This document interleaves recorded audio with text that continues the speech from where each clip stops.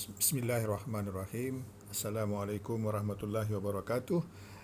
Yang saya hormati pengerusi majlis, Prof Amin selaku pengarah PPTP, Datuk Profesor Subhan yang saya sangat kasihi sebab dia dulu merupakan guru saya semasa sekolah, dan juga rakan-rakan sekalian.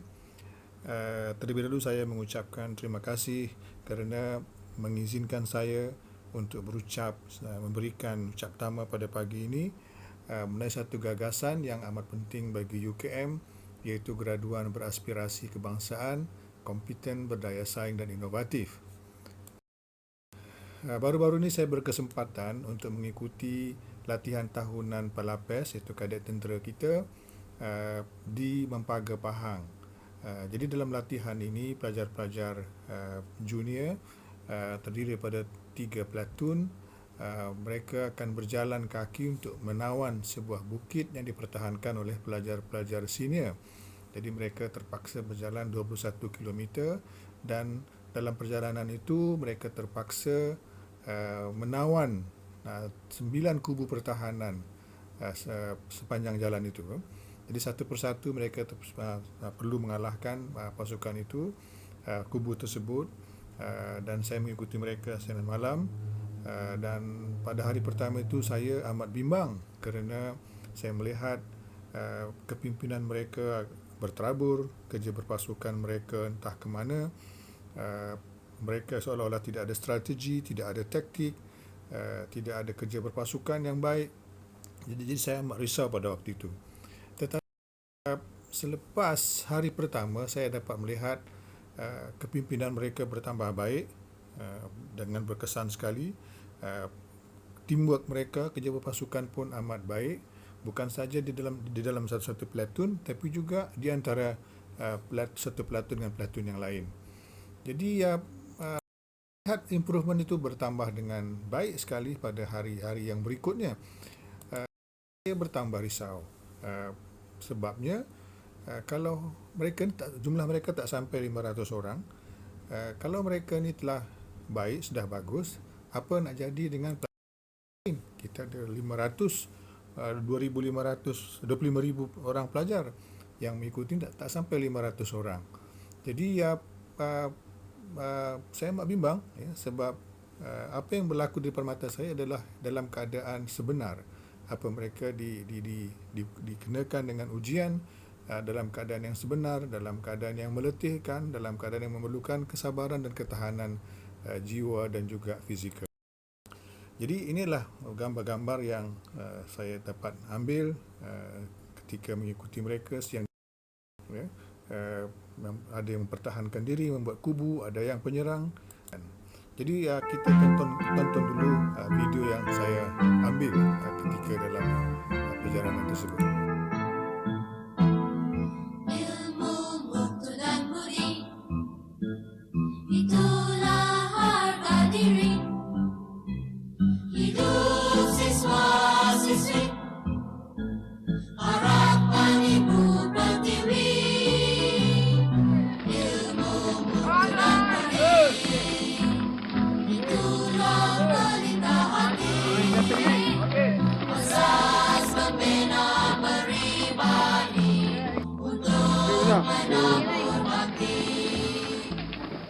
Itulah pegangan hidup kami sumber kekuatan rohani. Mutiara merana panasli di tiap hidup abadi. Ilmu mutu dan budi, itulah saka sejati. Menuju cita-cita semoga Tuhan memberkati. Itulah pegangan hidup kami sumber kekuatan rohani. Mutiara berada asli di tiap hidup abadi. Ilmu, mutu dan budi, itulah saka sejati. Cita-cita muda.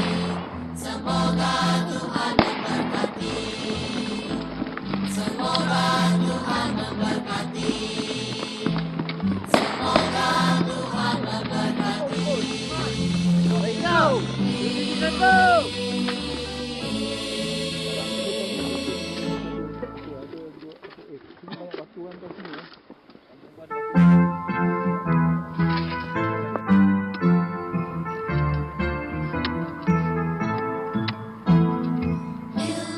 mutu dan budi, itulah harga diri.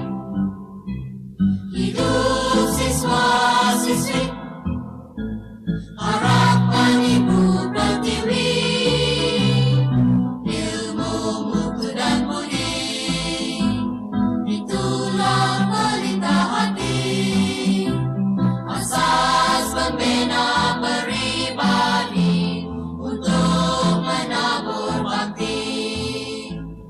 Itulah pegangan hidup kami, sumber kekuatan rohani. Mutiara peradaban asli, titian hidup abadi. Ilmu, mutu dan budi, itulah pusaka sejati. Menuju cita-cita murni, semoga Tuhan memberkati. Itulah pegangan hidup kami, sumber kekuatan rohani. Mutiara peradaban asli, titian hidup abadi. Ilmu, mutu dan budi, itulah pusaka sejati. Menuju cita. Okey, tadi kita telah melihat bagaimana pelajar-pelajar UKM telah mendapat kemahiran insaniah yang baik melalui latihan ketenteraan oleh Palapes. Mari kita menyeluruh dalam pencapaian My3S, iaitu soft skill sistem yang telah dibangun oleh kementerian. Kita punya pelajar nampak lebih rendah daripada national average. Ini pelajar sendiri yang memberikan maklumat berkenaan dengan pencapaian kemahiran insaniah dia, daripada communication skill dia, critical thinking dia, lifelong learning, semuanya lebih rendah daripada national average. Dengan institusi yang lain, kita adalah yang paling rendah banding dengan institusi yang lain. Dan dari segi pencapaian MUET, ini satu keadaan, satu penemuan yang agak menarik. Band 1, band 2 tu nampak ramai yang dapat pekerjaan dalam tempoh semasa konvo, namanya lebih kurang 3 bulan 4 bulan selepas exam yang terakhir. Tapi yang band 6 ni tinggi, ya, 100% dapat pekerjaan. 1, 2 ni lebih tinggi pada 3 sebab kita ada intervention untuk mengajar mereka dalam bahasa Inggeris, ya, berkomunikasi dalam bahasa Inggeris. Manakala yang lain tu kita kurang beri perhatian, ya. Kita lihat orang yang masuk ketika band 1 mendapat gaji yang lebih kurang serupa dengan 3 dan 4, ya. Sebab kita ada intervensi. Manakala yang band 6 tu memang mendapat gaji hampir 5,000. Ini menunjukkan komunikasi dalam bahasa Inggeris adalah amat penting bagi seorang graduan untuk mendapat pekerjaan.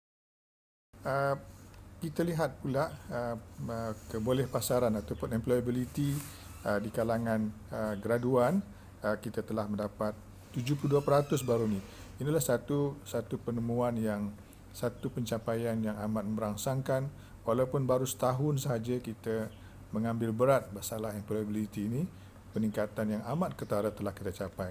Jadi kalau tahun-tahun depan kita memberikan perhatian yang lebih tinggi lagi, lebih banyak lagi, kita akan melihat employability yang lebih baik, insya-Allah. Banding dengan IPTA yang lain, nampak kita telah meningkat dengan baik. Dahulu kita nombor 3 dari belakang, sekarang kita sudah mencapai nombor 6, tapi ini pun masih lagi agak kita patut lebih baik lagi lah daripada institusi yang lain, pasal kita universiti kebangsaan, ya.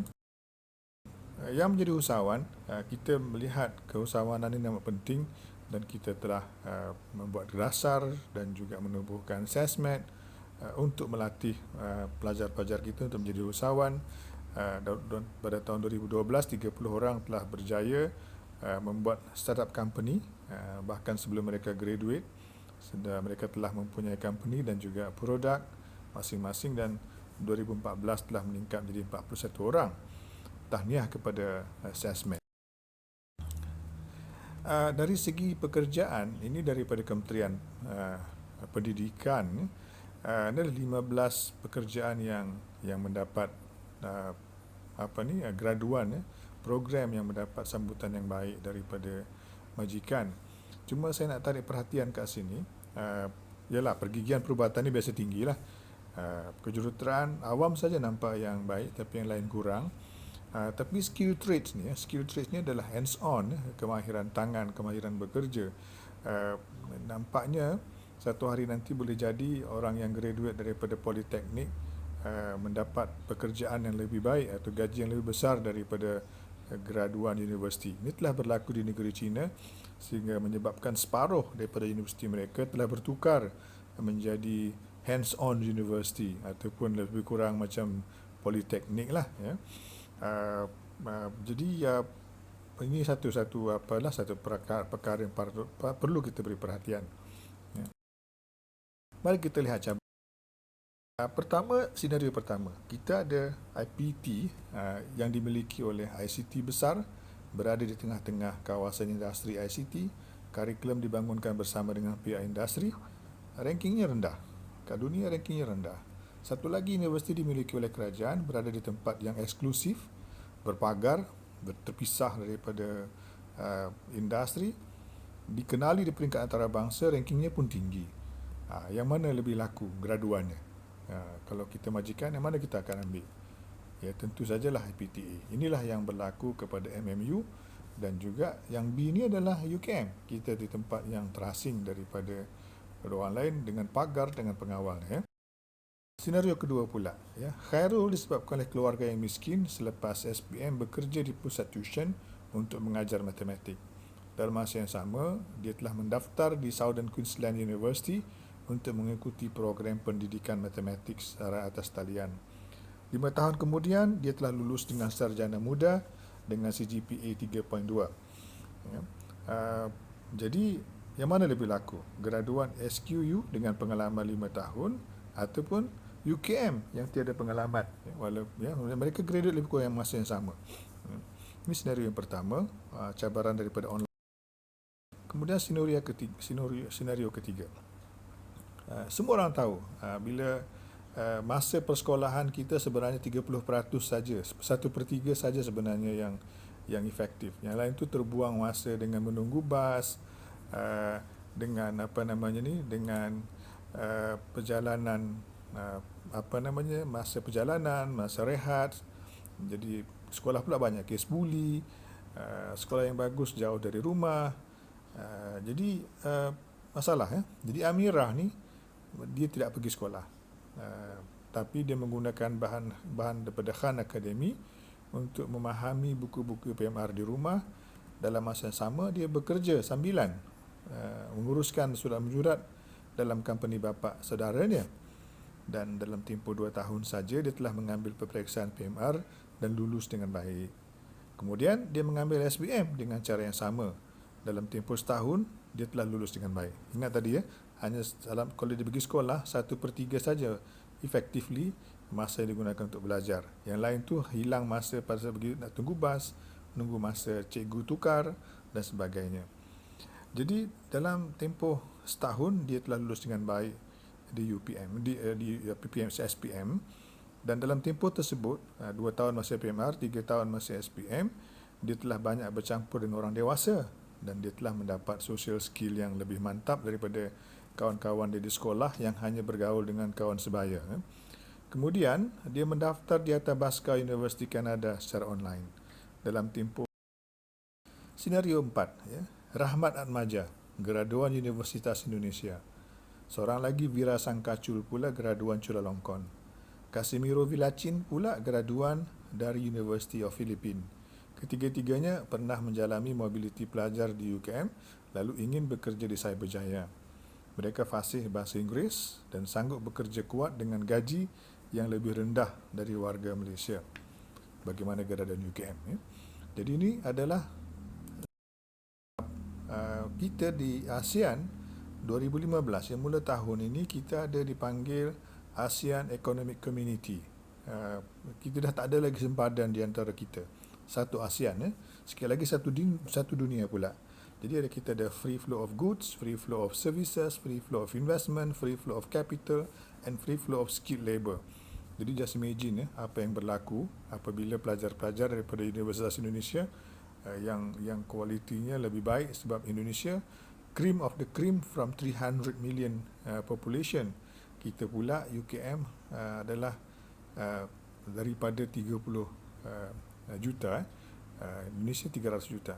Jadi tentulah mereka lebih mempunyai lebih. Sebenarnya bila saya pergi buat audit di sana, audit quality, memang saya dapat perhatikan bahawa graduan mereka, pelajar mereka adalah memang hebat. Jadi dari segi employability skill, ini kajian dibuat di UK, memang menunjukkan communication skill adalah amat penting. Communication skill oral, pertuturan, kemudian drive energy, kemudian written communication skill, willingness to learn because everything now dia berubah dengan cepat kan, commitment, motivation, initiative. Ini adalah amat penting apabila seorang graduan nak bekerja, dan ini perlu kita tanamkan di kalangan graduan kita. Survey yang telah dibuat oleh Jobstreet di Malaysia, kita lihat apa masalah majikan bila mengambil graduan daripada universiti tempatan. Pertama, dia kata poor command of English. Keduanya, poor character, attitude and personality. Kemudian asking for unrealistic salary. Kemudian mismatch of skill, choosy in job or company. Jadi ini adalah satu masalah kepada graduan kita. Memang very obvious lah, poor command in English. Lepas tu poor character, attitude of personality. Kalau tanya Prof. Ishak yang telah banyak menguruskan soal interview dan employability, ramai pelajar kita yang takut untuk nak pergi interview kan. Mari kita lihat macam mana graduan yang kita perlukan. Jadi dalam tajuk tadi ada 3 bahagian yang kita amat perlukan. Pertama adalah beridentiti national. Dia ada identiti yang lain pada yang lain-lain. Yang lain-lain ni macam seragam aja, dia lain. Kemudian dia ada transferable skill, seperti dia learning skillnya yang bagus, lifelong learning, IT-nya, self-management, critical thinking, communicating, teamwork, career management. Ini adalah numeracy skill, information handling. Inilah satu skill yang amat penting untuk graduan. Dan juga kita yang ketiga ni adalah daya saing dan inovatif. Yang inovatif ni maksud dia nampak jalan-jalan yang orang lain tak nampak. Orang lain pergi ikut jalan melengkok-lengkok ni, dia pergi jalan lurus. Itu yang kita kena. Jadi kita telah melihat ada 3 sub KRA yang amat penting, dan strategi secara kasar kita telah buat dan kita minta fakulti-fakulti menguruskannya, mendetailkannya, dan tindakan demikian juga. Dan KPI dia, pertama kita lihat kebolehpasaran graduan, yang kedua kejayaan alumni kita untuk memegang jawatan-jawatan tinggi atau menjadi usahawan yang berjaya. Dalam di peringkat pusat kita ada beberapa strategi yang kita telah melakukan. Pertama, citra. Citra ni adalah tujuan utamanya shaping the mind, building the character. Jadi pesarah-pesarah yang mengajar citra ni kena ingat, dia adalah tanggungjawab untuk shaping the mind dan juga building the character. Tapi pesarah lain yang mengajar kursus-kursus lain di fakulti pun patut juga menerapkan unsur-unsur ini. Kemudian kita ada career UKM. Ini yang membantu pelajar untuk menghadapi pekerjaan. Kemudian kita ada profesi ikhtisas yang telah kita bentuk jawatan ini daripada ikhtisas, daripada company yang berpengalaman luas untuk menjadi profesi ikhtisas. Cuma saya lihat fakulti-fakulti belum lagi mengambil peluang ini. Kemudian kita ada pemilihan pelajar yang dulunya kita melihat hanya CGPA saja. Sekarang kita melalui interview melihat kemahiran insaniah dan di samping cognitive achievement. Kemudian kita telah mewar-warkan untuk mengamalkan flip class.